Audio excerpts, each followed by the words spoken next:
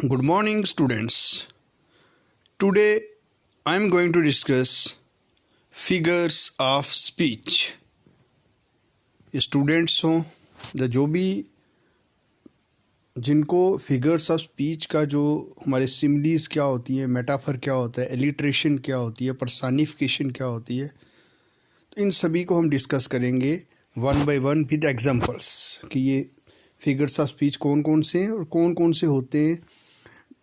हम इनको बिल्कुल डिटेल में डिस्कस करेंगे, तो आज के बाद आपको ये कंसेप्ट बिल्कुल क्लियर हो जाएगा। तो ध्यान से पूरी वीडियो देखिएगा। अगर आपको समझ आती है तो वीडियो को, हमारे जो चैनल है उसको सब्सक्राइब भी करिएगा, ताकि आपको इसका जो सेकंड पार्ट है और भी जो वीडियोज़ हैं इससे रिलेटेड वो आपको मिलती है। तो स्टार्ट करते हैं, let's start. Simile. A simile is a figure of speech that compares two different things using the words like or as.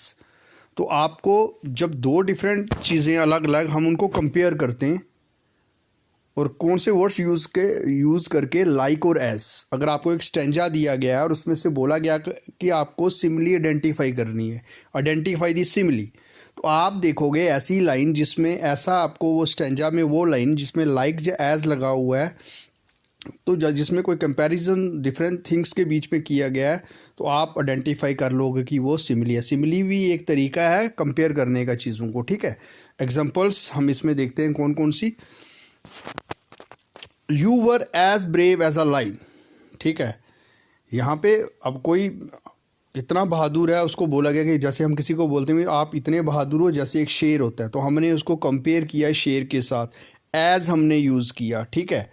तो यहाँ पे कैसे क्या यूज़ किया हमने, एज यूज़ किया। तो जब भी हम एज यूज़ करते हैं और हम कंपैरिजन कर रहे हैं तो हम सिमिली का यूज़ कर रहे होते हैं। दे फाट लाइक कैट्स एंड डॉग्स, ठीक है। तो यहाँ पे वो किस तरह से लड़े, लाइक कैट्स एंड डॉग्स। तो लाइक यूज़ किया गया है, कंपैरिजन किया गया है। तो again an example of simile.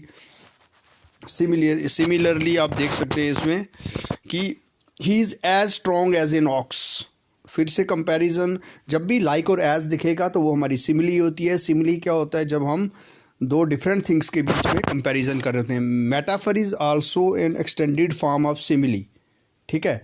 A metaphor is a figure of speech that makes a comparison between two unlike things. जब दो अनलाइक थिंग में हम क्या करते हैं, कंपैरिजन कर रहे होते हैं विदाउट यूजिंग वर्ड्स लाइक और एज। तो उसमें हम लाइक और एज यूज़ नहीं करते, लेकिन फिर भी हम क्या कर रहे होते हैं, कंपैरिजन कर रहे होते हैं, तो वो मेटाफर होती है। Metaphor is also comparison. Simile भी कंपैरिजन होती है जब दो अनलाइक थिंग्स के बीच में हम कंपैरिजन कर रहे हैं, लाइक और एज वर्ड नहीं लगे हुए हैं, तो वो मेटाफर होता है, ठीक है। एग्जाम्पल्स आप मेटाफर्स की देख सकते हैं। The snow is a white blanket.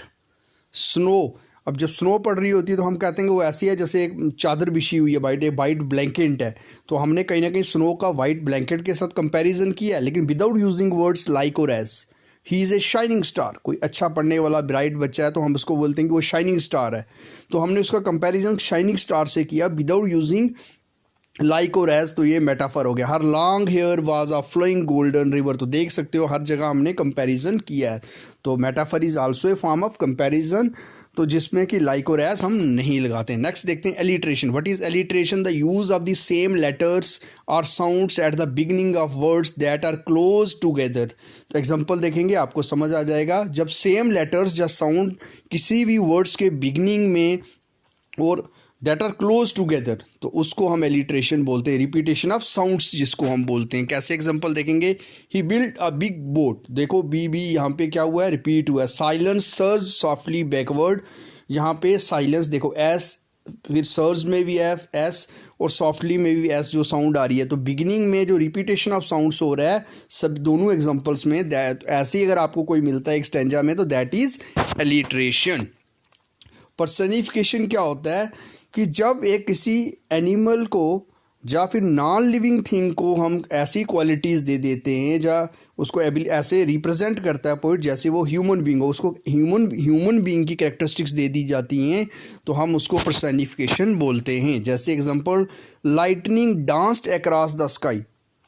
अब लाइट जो होती है वो डांस तो नहीं कर सकती, लेकिन यहाँ पे पोइट ने जो लाइटनिंग, जो बिजली चमकती है, जो लाइटनिंग हो रही है, उसको कैसा क्या बोला गया कि वो डांस कर रही है पूरी स्काई के ऊपर। तो डांस यहाँ पे कहीं ना कहीं हमने उसको ह्यूमन क्वालिटी दे दी है, जो ह्यूमन की करैक्टरिस्टिक्स होते हैं, जो ह्यूमन चीज़ें करता है, हमने वो करैक्टरिस्टिक लाइटनिंग को दे दी हैं। तो ये personification. Justice is blind and at times deaf. अब जस्टिस जो होता है, न्याय जो होता है, वो अंधा होता है। तो एक इंसान जो होता है ब्लाइंड भी होता है, वो डीफ भी होता है। तो वो हमने चीज़ किसको दे दी? नॉन लिविंग थिंग को दे दी। या कोई ऐसे करेक्टरिस्टिक्स हम इनको दे रहे हैं जो ह्यूमन बीइंग की क्वालिटीज़ होती हैं। This city never स्लीप्स। देखो इंसान जो होता है, या कोई चीज़ें जो हम सोती हैं, जो नॉन लिविंग थिंग्स होती हैं, वो जहाँ पे सिटी के लिए हम बोलेंगे दिस सिटी नेवर स्लीप्स, यानी कि पूरी रात, कई बार तो बिग सिटीज़ में आप देखते हो पूरी रात गाड़ियाँ चलती रहती हैं, ह्यूमन जो बींग्स जो होते हैं वो ऑल ट्रैफिक जो रहती है, तो कहीं ना कहीं उसके लिए बोला गया दिस सिटी नेवर स्लीप्स। तो सिटी जो होती है वो, उसको हमने ऐसी क्वालिटीज़ दे दी, ऐसे हमने करैक्टरिस्टिक्स दे दिए जैसे ह्यूमन बींग्स के होते हैं। जब भी हम कई नॉन लिविंग थिंग्स को ऐसे करैक्टरिस्टिक्स देते हैं जैसे कि हमने ह्यूमन बींग्स के जो करैक्टरिस्टिक्स हैं उसको दे दिए, that is known as personification. Hope आपको समझ आया होगा। नेक्स्ट वीडियो में और भी जो हमारी फिगर्स ऑफ स्पीच हैं, जो पोएट्रिक टेक्निक्स हैं, हम उनको डिस्कस करेंगे। Thank you. Have a